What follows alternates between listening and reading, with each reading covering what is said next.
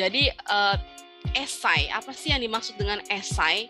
Essay itu adalah once you make yang namanya ada intro, ada main body, ada conclusion, itu namanya essay, gitu ya. Jadi jangan mess up. Jadi apakah personal statement essay? Iya, karena ada intro, ada main body, ada conclusion. Apakah motivation letter itu essay? Iya, karena ada intro, ada main body, ada conclusion. Apakah sebuah surat itu essay? Bukan, karena surat nggak ada intro, nggak ada main body, nggak ada conclusion.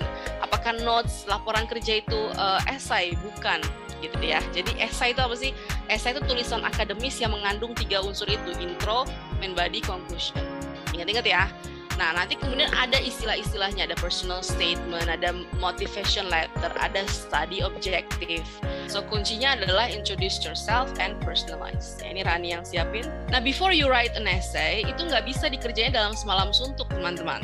Ya, makanya di Transformate selalu ada proses brainstorming, bikin mind map, bikin outline. Itu udah pasti 3 hal itu sebelum benar-benar bikin essay beasiswa.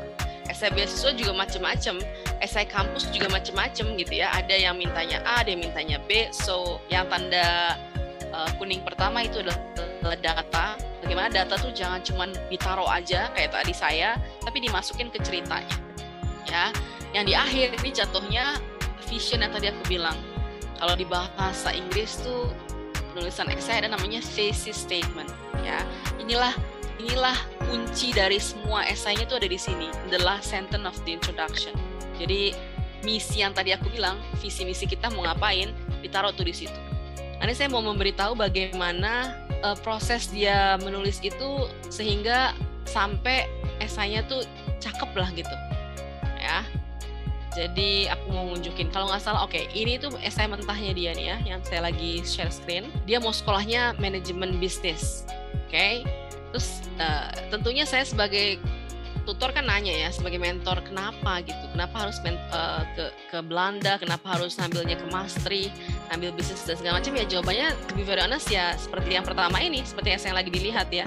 Tiba-tiba ngomongin saya currently lagi running bisnis, tiba-tiba bilangnya ya bisnis keluarga. Kayak nggak nyambung begitu awal-awalnya ya. Jadi